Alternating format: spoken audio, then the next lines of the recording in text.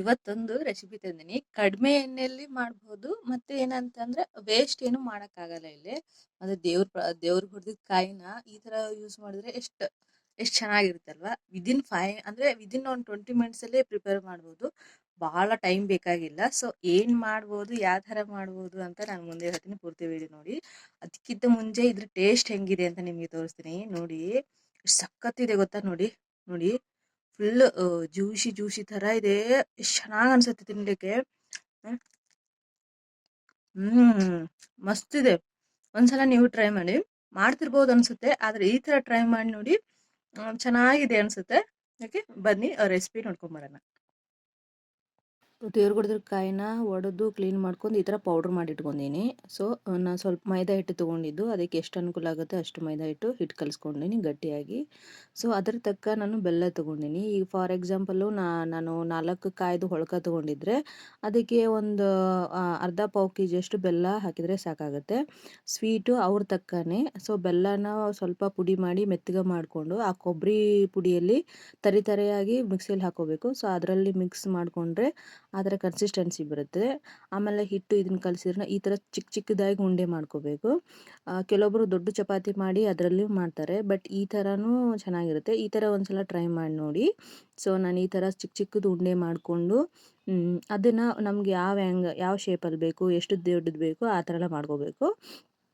So ನಾವಿಲ್ಲಿ Oval ಶೇಪಲ್ಲಿ ಅಂದರೆ ಉದ್ದಕ್ಕೆ ನಾವು ಮಾಡ್ಕೊಳ್ಳೋದು ಜಾಸ್ತಿ. ಅಂದರೆ ನಮ್ಗೆ ತಿನ್ನೋಕೆ ಚೆನ್ನಾಗಿರ್ತದೆ. ಈಗ ಮಕ್ಕಳೆಲ್ಲ ಇರ್ತವೆ ಮನೇಲಿ, ಅವ್ರ ಕೈಯಲ್ಲಿ ಒಂದೊಂದು ಕೊಟ್ಟರೆ ತಿನ್ಕೊಂಡು ಅಡ್ಡಾಡ್ತಿರ್ತವೆ.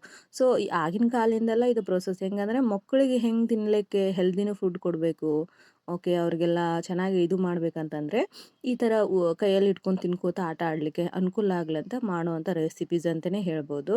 ಹಾಗೆ ದೇವ್ರ ಕಾಯಿಗಳನ್ನ ಬಿಸಾಕಬಾರ್ದು, ಕೆಟ್ಟೋಗ್ಬಾರ್ದು ಅಂದರೆ ಈ ಥರ ಮನೇಲಿ ಮಾಡಿಟ್ಕೊಂಡ್ರೆ ಎಲ್ರಿಗೂ ಒಂದೊಂದು ಕೊಟ್ಟರೆ ಆಯಿತು. 1-2 ಟೈಮ್ ತಿಂದರೆ ಖಾಲಿನೇ ಆಗಿಬಿಡ್ತದೆ. ಸೊ ವೇಸ್ಟೂ ಆಗಲ್ಲ.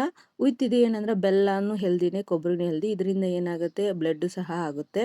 ಸೊ ಆ ಥರ ನೋಡಿಕೊಂಡು ನಾವು ಮಾಡಬೇಕಾಗತ್ತೆ. ಶುಗರ್ ಇದ್ದವರು ಸ್ವಲ್ಪ ಬೆಲ್ಲ ಕಡಿಮೆ ಹಾಕೋಬೇಕು. ಇದರಲ್ಲಿ ಎಳ್ಳು ಸಹ ಹಾಕಬೇಕು, ಹುರಿದ ಎಳ್ಳು. ಎಷ್ಟು ಟೇಸ್ಟ್ ಬರ್ತದೆ. ಇದನ್ನೇನು ಕಾಯಿಸೋದಿಲ್ಲ, ಬೆಲ್ಲ ಕರಗಿಸೋದಿಲ್ಲ, ಏನಿಲ್ಲ. ಪುಡಿ ಮಾಡಿ ಮಿಕ್ಸ್ ಮಾಡಿ ಈ ಥರ ಎಲೆಯಲ್ಲಿ ಹಾಕಿ ತುಂಬಿದರೆ ನಮ್ಮದು ಆರಾಮಾಗಿ ಈಸಿ ರೆಡಿಯಾಗಿ ಕರ್ಜಿಕಾಯಿ ರೆಡಿ ಆಗುತ್ತೆ. ನೋಡ್ಬೋದು, ನಾನು ಕೈಯಲ್ಲಿ ಇಟ್ಕೊಂಡು ನನ್ನ ಕೈ ಎಷ್ಟು ಲೆಂತ್ ಇದೆ ಆ ಥರ ಇಟ್ಕೊಂಡು ಒಂದು ಮಾಡಿ ತೋರಿಸಿದೆ. ಮತ್ತು ನಾವು ರೊಟ್ಟಿ ಏನು ಚಪಾತಿ ಲಟ್ಟಿಸ್ತೀವಲ್ಲ ಆ ಕಲ್ ಮೇಲಿಟ್ಟು ಸಹ ಅಥವಾ ಪ್ಲೇಟ್ ಮೇಲಿಟ್ಟು ಸಹ ಈ ಥರ ಹಾಕಿ ಫಿಲಪ್ ಮಾಡಿ ಸೈಡ್ ಟರ್ನ್ ಮಾಡಿ ಪ್ರೆಶ್ ಮಾಡಿದರೆ ಮುಗೀತು.